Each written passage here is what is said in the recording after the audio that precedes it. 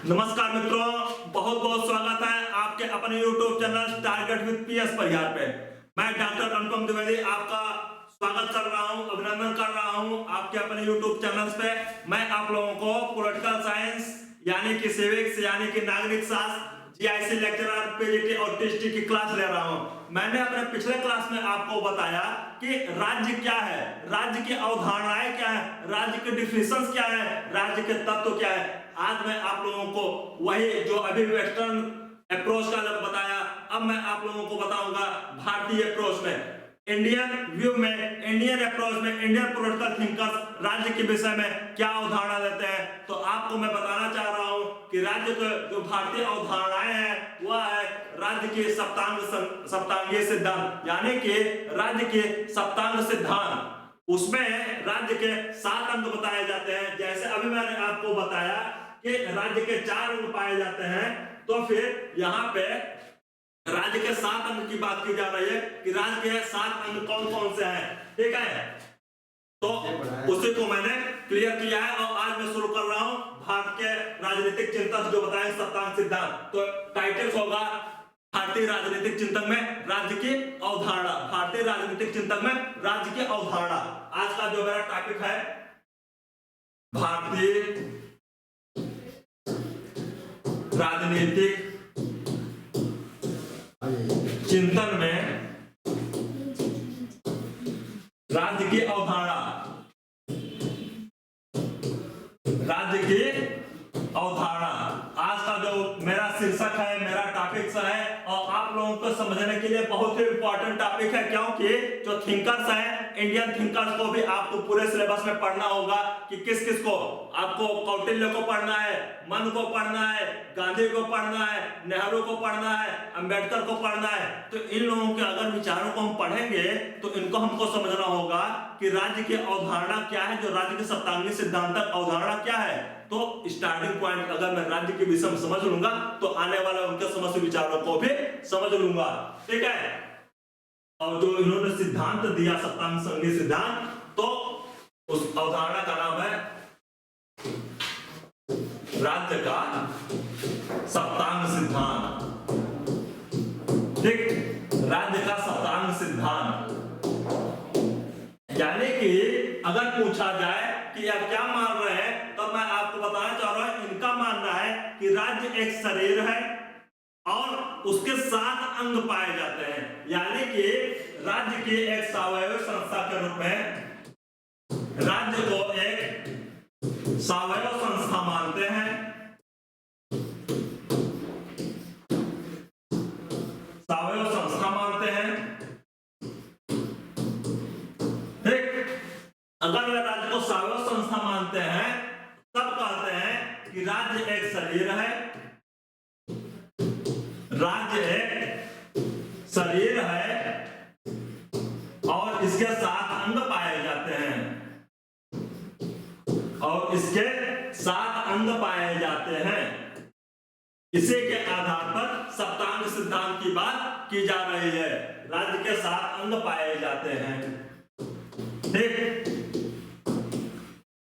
अब प्रश्न उठता है कि वह राज्य के 7 अंग कौन कौन से हैं। 7 अंगों को विषय में जो बताया गया है वह कौन कौन से 7 अंग हैं, जिसके आधार पर हम उनके राज्य के सप्तांग सिद्धांत अवधारणा को बात करते हैं। तो नेक्स्ट स्लाइड में हम देखते हैं। ठीक है, राज्य के सप्तांग। ठीक, ऐसे करके अब मुझे आपके 7 अंगों को लिखना होगा। ठीक है, राजा, अमात्य, ठीक है, दुर्ग, कोष, जनसंख्या। ठीक है, राजा, अमात्य, दुर्ग, कोष, जनसंख्या। ठीक, अब जनपद, जनपद आ रहा है। ठीक है, कोष और मित्र। जनसंख्या को आप जनपद भी कह सकते हैं। ठीक है, मित्र। ठीक, और धन। ठीक, इस प्रकार से 7 अंग आ रहे हैं। आप देखिए, राजा, अमात्य, दुर्ग, कोष, जनपद, मित्र और दंड, ये 7 अंग हैं। और एग्जाम में ऑब्जेक्टिव प्रश्न अगर पूछेगा, अगर आपसे राज्य का ऑब्जेक्टिव प्रश्न पूछेगा, तब आपको बताना होगा कि कौन ऐसे ऑप्शन पूछता है कि इसमें से कौन सप्तांग सिद्धांत के अवयव नहीं है, या कौन कौन से सप्तांग सिद्धांत में शामिल अवयव हैं। ठीक है, किसी भी प्रकार से ऑब्जेक्टिव प्रश्न पूछ सकता है। ठीक, तो आप ऐसे करके 7 को आप किसी भी क्रम से याद कर सकते हैं। क्रम इसका जरूरी नहीं है कि यही क्रम हो, क्रम चाहे जो हो सकता है। क्रम के विषय में आप ना सोचिए, चाहे जो क्रम हो, बस अंग यही है, राजा, अमात्य, दुर्ग, कोष, जनपद, मित्र और दंड। क्लियर? अगर प्रश्न पूछा जा रहा है, अगर प्रश्न पूछा जा रहा है कि राज्य को जो सप्तांग सिद्धांत है, तो इसके विषय में क्या, इनके विषय में क्या क्या कहा जा सकता है, तब कौटिल्य कहता है, कौटिल्य कहता है यह राज्य की 7 प्रकृतियां हैं। राज्य की 7 प्रकृतियां हैं।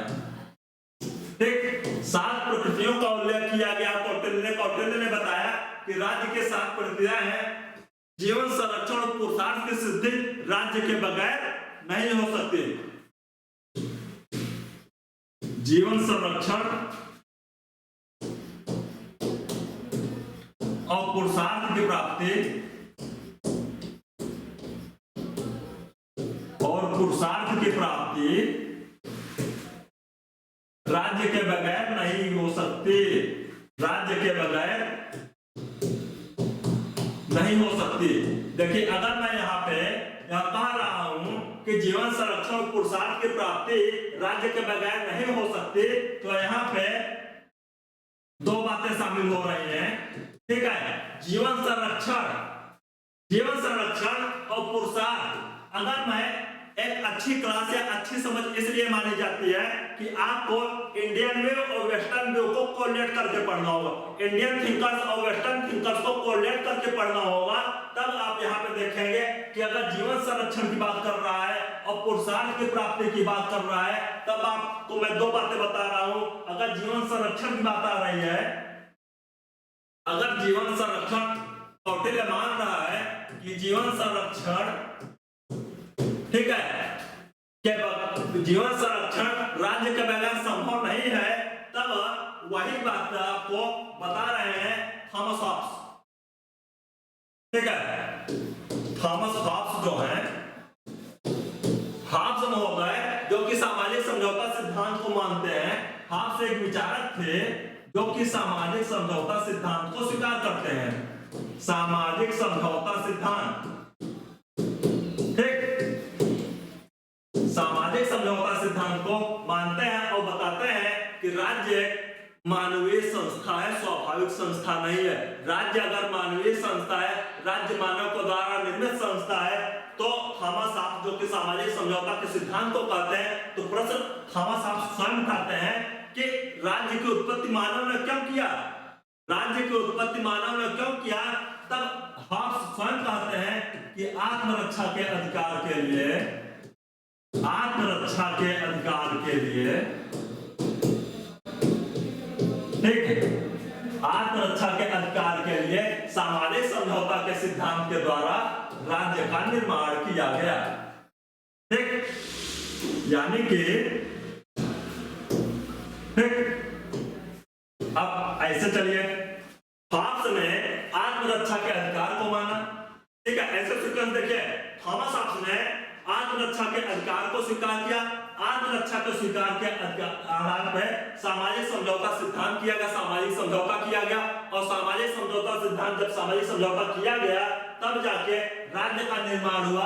और ठीक यही बात जीवन संरक्षण के संदर्भ में, जीवन संरक्षण के संदर्भ में भारतीय राजनीतिक परंपरा में कौटिल्य महोदय ने कहा है। तब आप एक प्रकार से तुलना कर सकते हैं कौटिल्य का हॉब्स से, कौटिल्य का हॉब्स से एक तुलना हो गया ना।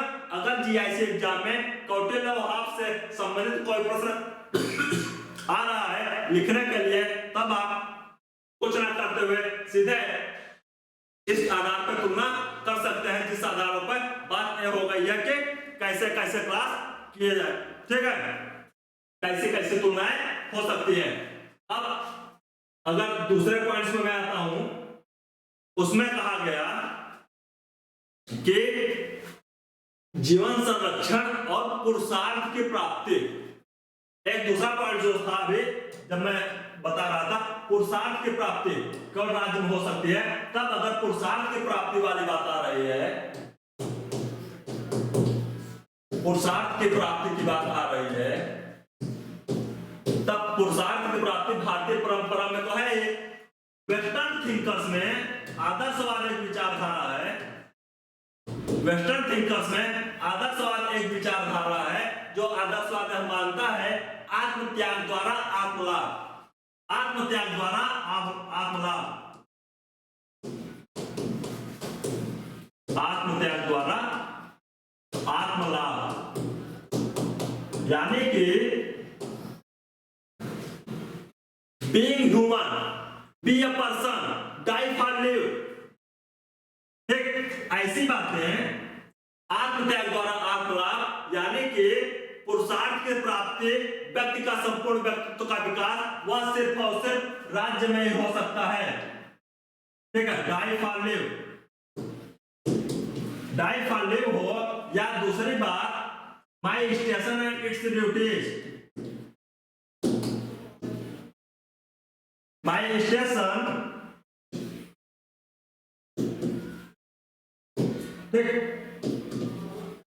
माई स्टेशन एंड इट्स ड्यूटीज। ठीक है, my station and its duties, और डाई फॉर लिव की बात अगर आ रही है तो वह केवल आदर्शवाद मानता है, और जो है सिद्धांत देता है डाई फॉर लिव या माई स्टेशन एंड इट्स ड्यूटीज की, यह केवल इसलिए देता है कि मुझे पुरुषार्थ की प्राप्ति करनी है, और पुरुषार्थ की प्राप्ति कैसे हो सकती है, वह सिर्फ और सिर्फ राज्य में ही हो सकती है। क्लियर, यहां तक क्लियर। अब अगर इन बातों को हमने क्लियर कर लिया कि 7 प्रकृतियां हैं, और पुरुषार्थ की प्राप्ति या आत्मरक्षा की प्राप्ति, जीवन की प्राप्ति सिर्फ और सिर्फ राज्य के अंतर्गत हो सकती है, तब उसका कंपैरिजन मैंने दिखाया आपको वेस्टर्न थिंकर्स और उसमें।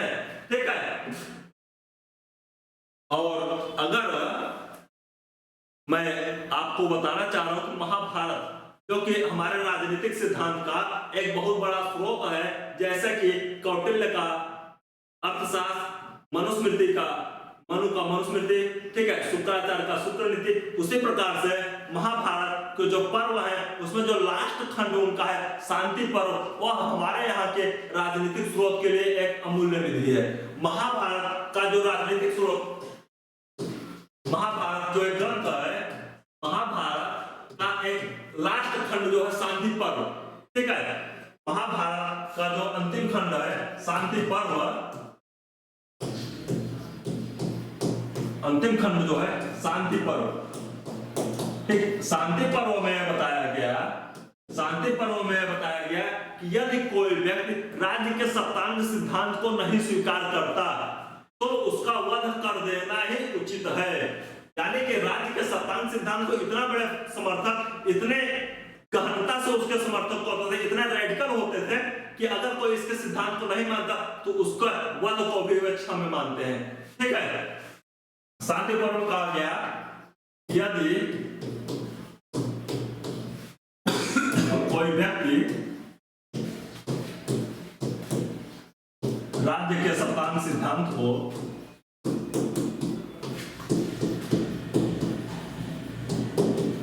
नहीं मानता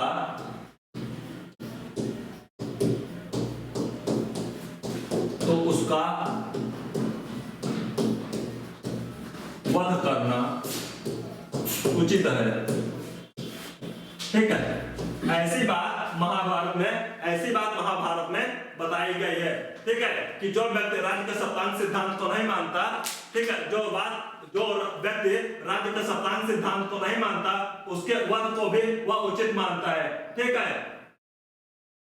जैसे जिस प्रकार शरीर और उसके अंगों का अध्ययन किया जाता है, उसी प्रकार से जिस प्रकार शरीर के और उसके अंगों का अध्ययन किया जाता है, उसी प्रकार से राज्य और उसके सप्तांग सिद्धांतों का अध्ययन किया जाता है। ठीक, यहां तक क्लियर? ओके। यदि कोई व्यक्ति यह कहे कि मुझे सप्तांग सिद्धांत को स्वीकार नहीं किया, मैं सप्तांग सिद्धांत को स्वीकार नहीं करूंगा, ठीक है, तब उसके लिए वह उचित है, वह चाहे गुरु हो या मित्र, वह चाहे गुरु हो या मित्र। ठीक, ये बेसिक बातें हो गए राज्य के सप्तांग सिद्धांत के विषय में कि कौन क्या कहा। अब मैं उनके जो सातों अंग हैं उनकी अलग अलग चर्चाएं करूंगा कि राज्य क्या है, ठीक है, उसमें राजा क्या है, अमात्य क्या है, दुर्ग क्या है, कोष क्या है, ऐसी चर्चाओं को मैं अलग अलग पॉइंट्स में लिखने का प्रयास करूंगा, आपको समझाने का प्रयास करूंगा।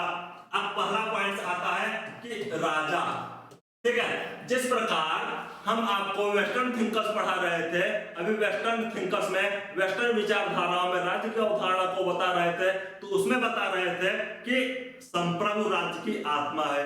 उसी प्रकार से जो वहां पे संप्रभु का पोजीशन है, वही भारतीय राजनीतिक परंपरा में राजा का पोजीशन है। राजा को क्या कहा गया है कि राजा है उच्च कुल का होना चाहिए, दैवी बुद्धि का होना, एक्सट्रीम क्वालिटी का होना चाहिए, ठीक है, वह एलिट क्लास का होना चाहिए, ऐसी उसके गुणों को बताते हैं। यानी कि राजा के विषय में कहा जाता है कि राजा सप्तांग सिद्धांत राज्य का बहुत ही महत्वपूर्ण अंग होता है, बहुत ही महत्वपूर्ण अंग होता है, सारी शक्तियां राजा के अधीन ही होती है, ठीक है, यानी कि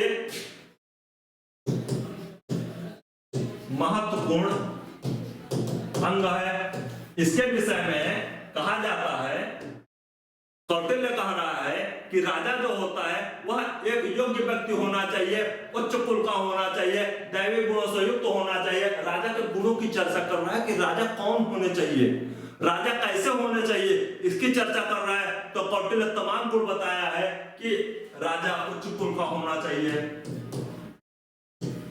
राजा को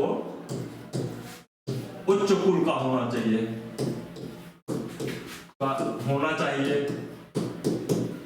ऐसा प्रश्न एग्जाम में आए हुए हैं। और अगर आपको आंसर राइटिंग में कौटिल्य के सप्तांग सिद्धांत के विषय में क्वेश्चंस आ जाए तो आप लोग लिखने के सक्षम रहे, इसीलिए आपको मैं पॉइंट वाइज बता रहा हूं, पॉइंट वाइज याद करने में आसानी होगा, ठीक है। तीसरी बात आ जा रही है कि अगर उच्च कुल का होना चाहिए, इसके साथ साथ वह संयमी व नीतिवान होना चाहिए, संयमी और नीतिवान होना चाहिए, ठीक है।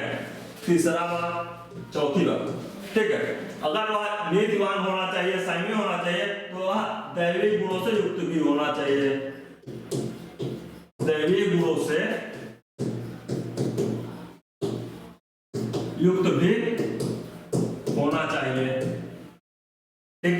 चौथी बात, पांचवी बात कि नीतिवान हो, ठीक। छठे, निर्णय क्षमता से युक्त हो, निर्णय क्षमता से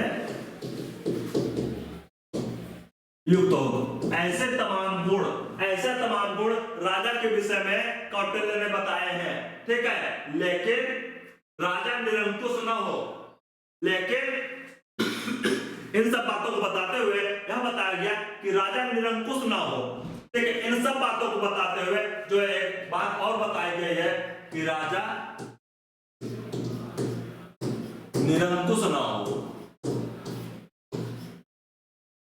ठीक।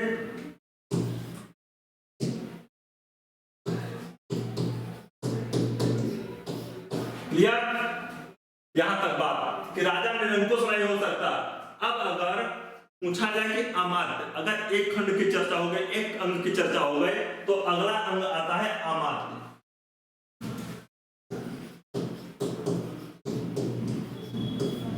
अमात्य एक प्रकार से अगर एकदम आसान शब्दों में पूछा जाए तो महामंत्री कह सकते हैं, ठीक है, मुख्य सलाहकार कह सकते हैं। अमात्य को राजा का आंख कान नाक कहा जाता है, यानी कि राजा का मुख्य सलाहकार राजा का मुख्य सलाहकार है, ठीक है। राजा का आंख नाक कान है,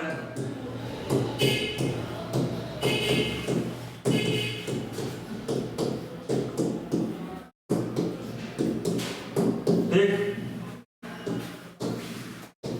नीतियों का जानकार होना चाहिए,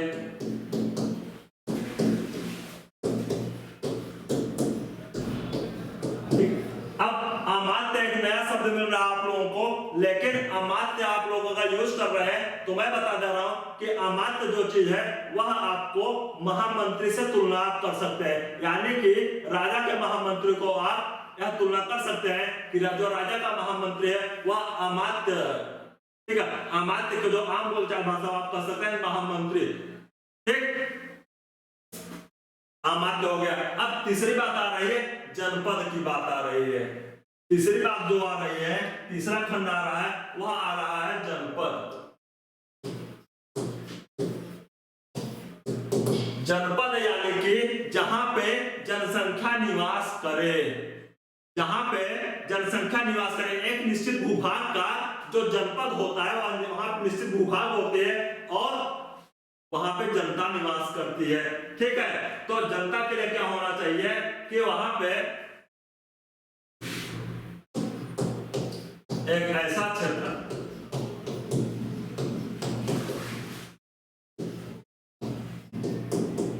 जहां पर जनता निवास करती है,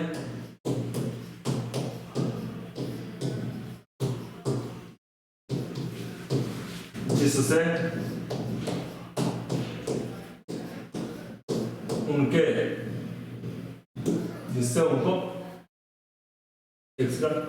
सेंट्रल लेवल, जिससे उनको वहां पर जीवन यापन के तमाम साधन उपलब्ध हो सके,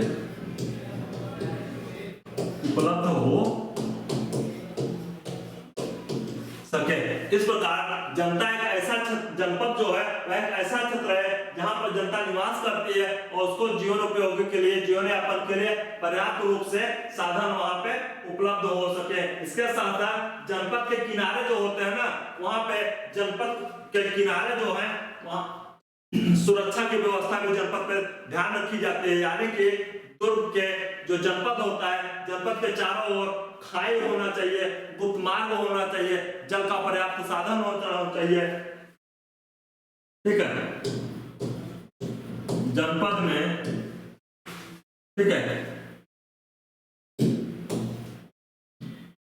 ठीक, खाई, पहाड़, गुप्त मार्ग, जल मार्ग, ठीक है।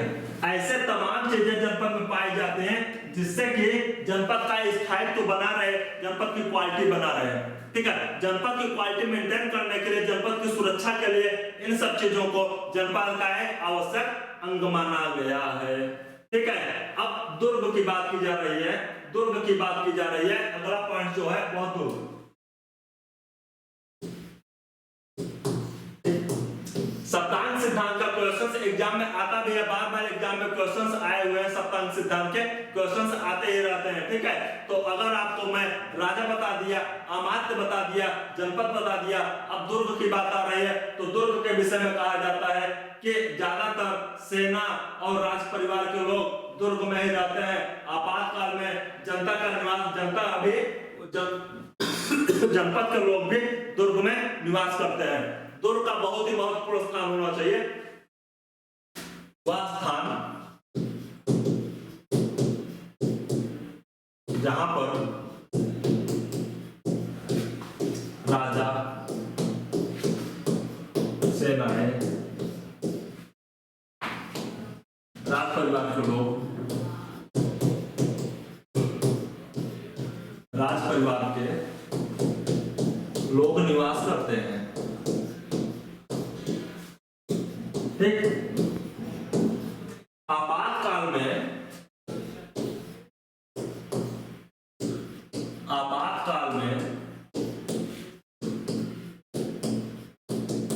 जनपद के लोग भी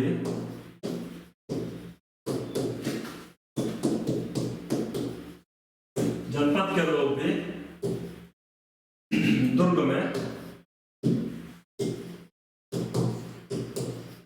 निवास कर सकते हैं।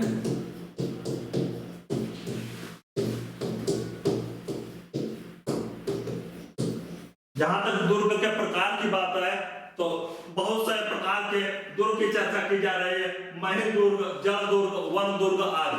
मही दुर्ग, जल दुर्ग, वन दुर्ग आदि ऐसी तमाम प्रकार की चर्चाएं की गई है। दुर्ग के प्रकार की बात की गई है। दुर्ग के प्रकार की बात की गई है। मही दुर्ग, ठीक है, जल दुर्ग, मही दुर्ग, जल दुर्ग जैसी बातों की बात की जा रही है कि इस आधार पर भी यहाँ पे इतने प्रकार के दुर्ग हो सकते हैं। अगर दुर्ग की बात हो गई तब मैं आपको कोष की बात करवा रहा हूं कि कोष, क्योंकि कौटिल्य महोदय ने कहा कि संपूर्ण संस्थाएं वित्त पर निर्भर करती है। अगर संपूर्ण संस्थाएं वित्त पर निर्भर करती है, तब अगर संपूर्ण संस्थाएं वित्त पर निर्भर कर रही हैं तो वित्त का बहुत ही महत्वपूर्ण स्थान है। यानी कि कोष राज्य को स्थायी रूप से चलायमान रखने के लिए कोष का बहुत ही महत्वपूर्ण स्थान है। राजा को हमेशा यह ध्यान देना चाहिए कि कोष में पर्याप्त रूप से संपत्तियां भरी हुई होनी चाहिए। ठीक है, पर्याप्त रूप से संपत्तियां उसमें होनी चाहिए।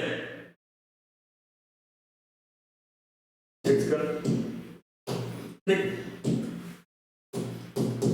राजा को कोष पर विशेष ध्यान रखना चाहिए।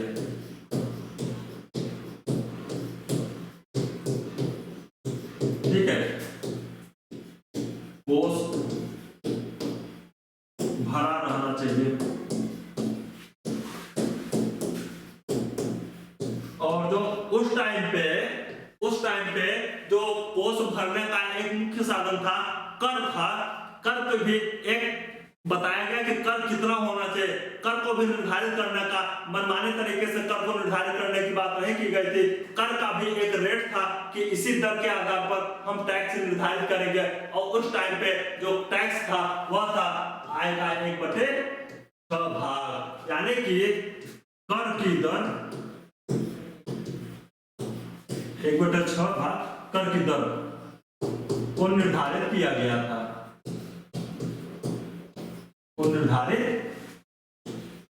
गया था, ठीक। इस प्रकार से आप कोष के विषय में देखिए कि कोष में हमेशा ध्यान दिया जाता है कि कोष में पर्याप्त रूप से संसाधन सीमित उपलब्ध हो। ठीक है, कोष भरा होना चाहिए और कोष का जो आय का स्रोत था वह था कर। ठीक है, कोष का जो आय का सबसे बड़ा स्रोत था, कोष भंडार का वह सबसे बड़ा स्रोत था कर। ठीक, अब अगला टॉपिक या अगला पॉइंट है सेना या दंड। ठीक है, अगला पॉइंट है सेना या दंड।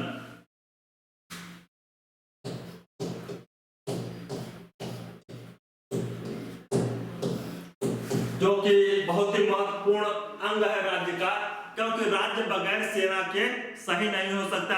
राज्य अगर सशक्त है, शक्तिमान है, शक्तिशाली है तो वह केवल और केवल सेना की वजह से होना चाहिए।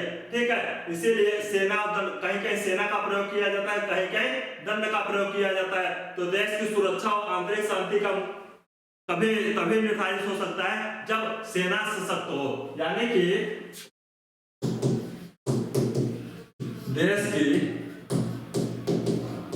आंतरिक शांति व सुरक्षा के लिए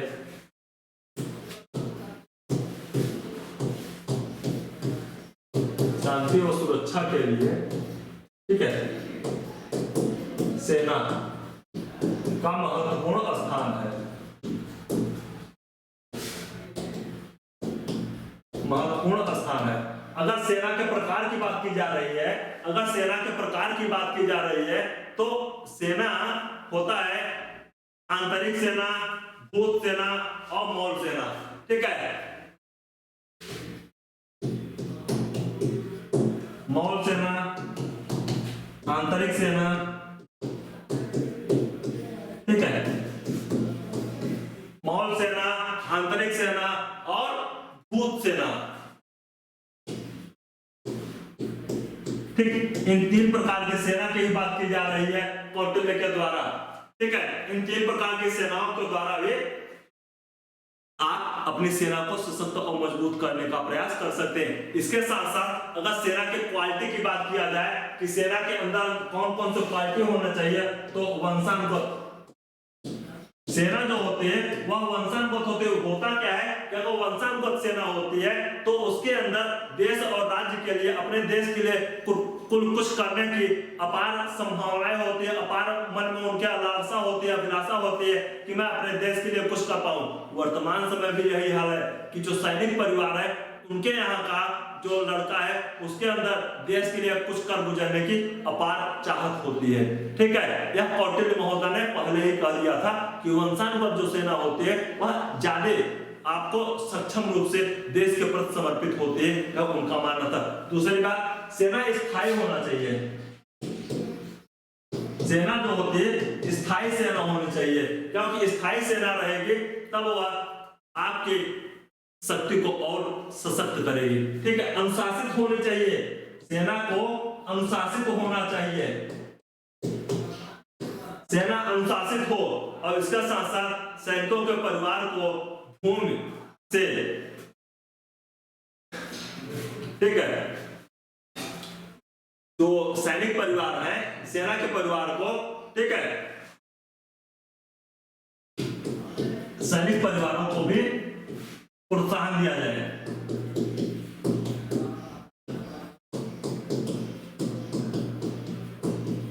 सैनिक परिवारों को प्रोत्साहन दिया जाए। इस प्रकार सेना के विषय में कौटिल्य ने इतनी बातों को बताया है। अब अगला जो और लास्ट पॉइंट है इसका सप्तांग सिद्धांत का, वह है मित्र की बात कर रहा है।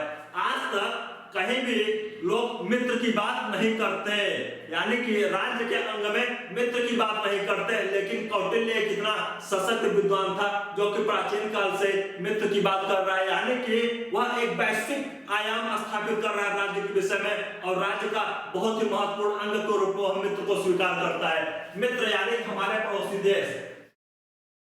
राज्य का जो मुख्य अंग है, राज्य का जो एक महत्वपूर्ण, अति महत्वपूर्ण अंग है, वह है मित्र। और कौटिल्य या जैसे भारतीय राजनीतिक चिंतक जो थे वे इसको भी महत्वपूर्ण मानते थे। मित्र का पड़ोसी देश।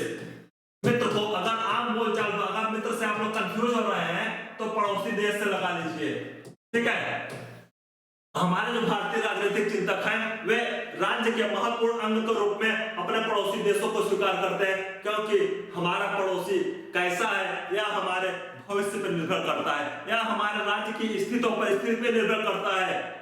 और हमारे यहाँ एक पूर्व प्रधानमंत्री अटल बिहारी वाजपेयी थे, उन्होंने कहा कि हम दोस्त तो बदल सकते हैं लेकिन पड़ोसी नहीं। ठीक, उन्होंने अपने पड़ोसी राज्यों को इतना महत्व दिया। अटल बिहारी वाजपेयी ने कहा कि हम रिश्ते तो बदल सकते हैं लेकिन पड़ोसी नहीं, हम दोस्त तो बदल सकते हैं लेकिन पड़ोसी नहीं। इस आधार पे पड़ोसियों को बहुत महत्व दिया गया, और वहां पे भूमंडलीकरण यानी कि वैश्वीकरण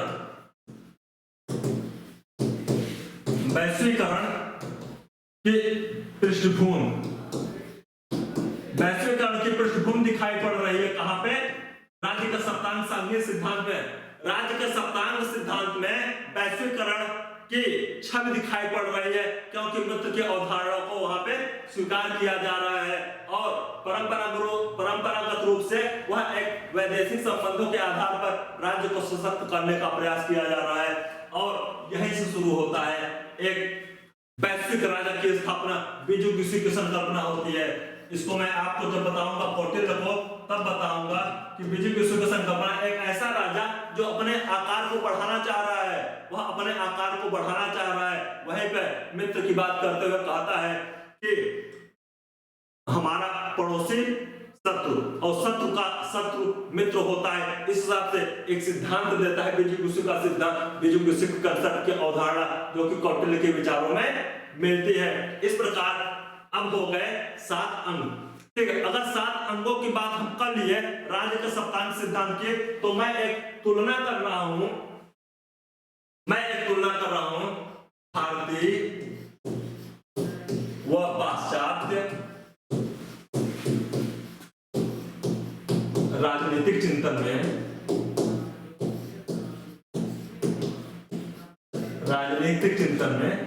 राज्य, ठीक है। भारतीय पाश्चात्य राजनीतिक चिंतन में राज्य की अवधारणा पे अगर मैं तुलना करूं तो देखता हूं कि यहां से देखिए, राजा, एक सेकंड, ठीक है, राजा, अमात्य, ठीक है, दुर्ग, जनपद, कोष, ठीक है, सेना या दल और मित्र, ठीक। इस प्रकार से 7 अंग की बात भारतीय परंपरा में की जा रही है। और यहां पे देखिए, संप्रभु हो गया,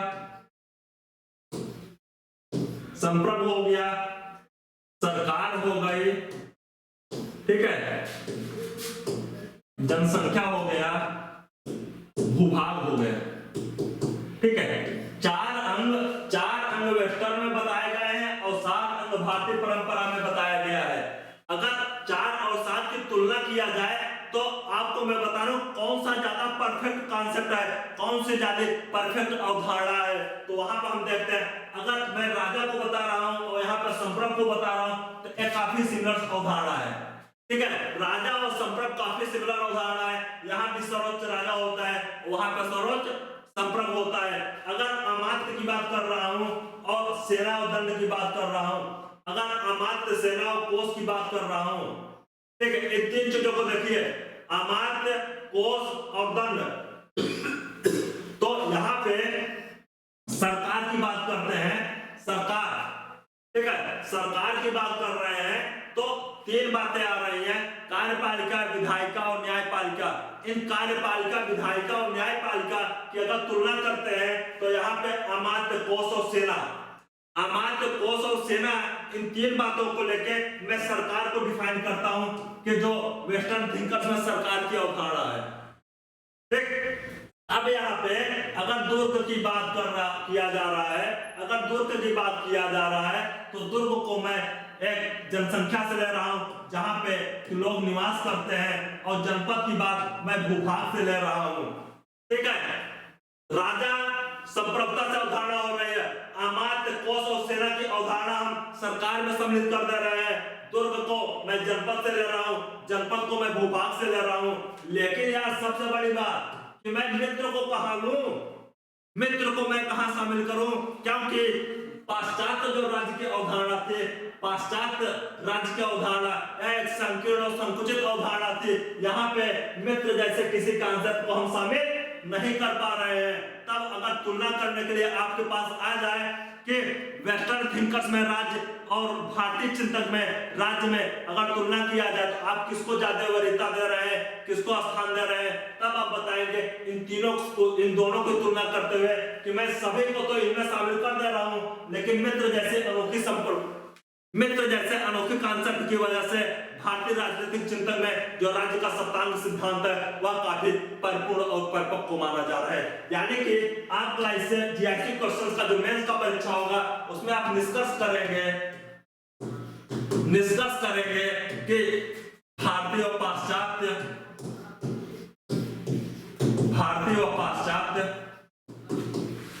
राजनीतिक अवधारणा में,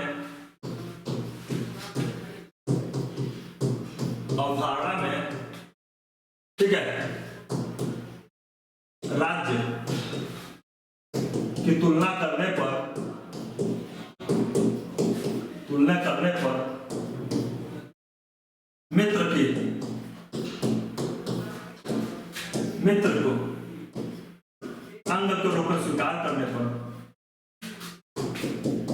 अंग के रूप में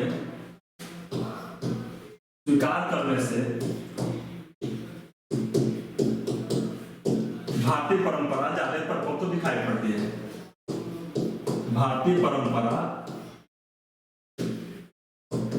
ज्यादा परिपक्व दिखाई पड़ती है। ठीक, तो इस प्रकार आपका आंसर राइटिंग भी एक प्रकार से इस प्रकार का कंक्लूजन हो गया। और यहाँ पे आपको मैं बता दूं, भारतीय और पाश्चात्य रूप से जो तुलना की गई उसमें आपको भारतीय परंपरा को ज्यादा एप्रोप्रिएट रूप से, ज्यादा उचित रूप से देखने का प्रयास करते हैं। ठीक है, अब मैं आपको बताना चाहूंगी, यह हमारी जो क्लास थी वह टीएसटी और PhD political science, GIC political science, GIC नागरिक शास्त्र वाला जो पेपर है उसको लेके यह क्लास चल रही है। ठीक है, और हमारा एक नया बैच शुरू है। अगर आप लोगों को अगर एडमिशन लेना है, तो तत्काल जो वीडियोस के नीचे जो हमारे नंबर दिखाई पड़ रहे हैं उस नंबर पे आप, इस जो नंबर स्क्रॉल हो रहा है उस नंबर पे आप लोग तत्काल फोन करेंगे और एडमिशन लेकर, क्योंकि एक नया बैच शुरू किए हम लोग, जिसके आधार पर हम लोग उस आपको पूरे नोट्स प्रोवाइड करवाएंगे, पूरा लाइव लेक्चर्स प्रोवाइड करवाएंगे। ठीक है, पूरे लाइव लेक्चर्स आपको पीडीएफ नोट्स प्रोवाइड करवाएंगे।